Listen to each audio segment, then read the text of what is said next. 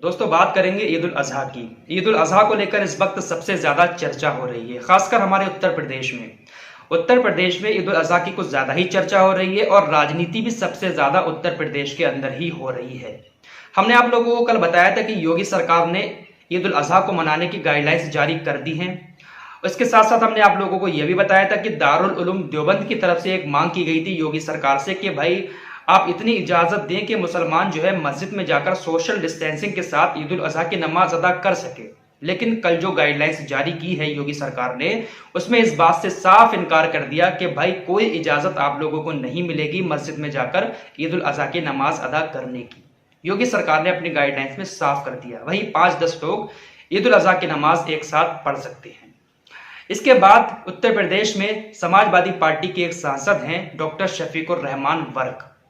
उन्होंने भी योगी सरकार से यही मांग की कि भाई आप इतनी इजाजत तो कम से कम दो कि मुसलमान मस्जिद में जाकर नमाज अदा कर लें, और जो बकरा मंडी लगती है उस मंडी को लगाने की कम से कम इजाजत दो। समाजवादी पार्टी के सांसद की तरफ से ये मांग की गई। समाजवादी पार्टी के सांसद के इस बयान के बाद बीजेपी की एक सांसद है संगीत सोम, उन्होंने इनके इस बयान पर रिप्लाई दिया और कहा कि भाई जरूरी तो नहीं है कि भाई जानवर ही काटे जाएं, और जब ऐसी महामारी चल रही है तो कोई जरूरी नहीं है कि मस्जिद में जाकर आप नमाज अदा करें।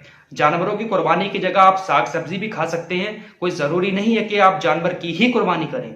इसके साथ साथ उन्होंने एक बात और कही कि डॉक्टर शफीकुर रहमान ने यह कहा था कि ये कोरोना महामारी ऐसे जाने वाली नहीं है, आप मस्जिदें खोल दो, दुआएं करेंगे तो ये बीमारी चली जाएगी। इसके रिप्लाई में संगीत सोम कहते हैं, जो भाजपा के सांसद हैं, उन्होंने कहा कि अगर मस्जिदें खोलने से बीमारी जाती तो पाकिस्तान की मस्जिदें, इतनी सारी मस्जिदें, तो वहां पर बीमारी क्यों नहीं जा रही है। मतलब बड़ा अजीब शजीब बयानबाजी दोनों तरफ से हो रही है। इसके साथ ही साथ संगीत सोम ने यह भी कहा कि भाई अगर आप लोग कानून नहीं मानेंगे तो ये भाजपा की सरकार है, ये समाजवादी और बसपा की सरकार नहीं है, सीधे जेल में डाल दिया जाएगा अगर आप कानून तोड़ेंगे तो। बहुत सारी बातें संगीत सोम ने कही, थोड़ी सी आप ये क्लिप देख लें। ये कोई समाजवादी और बसपा की सरकार नहीं है, भारतीय जनता पार्टी की सरकार है।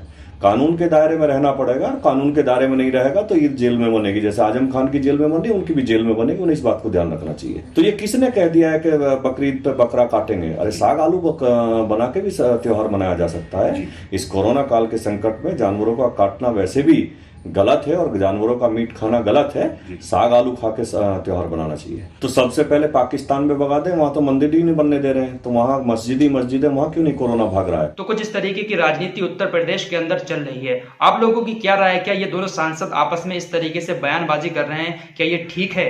आपको कौन से सांसद की बात सही लगती है? आप लोग कमेंट में अपनी राय जरूर दें।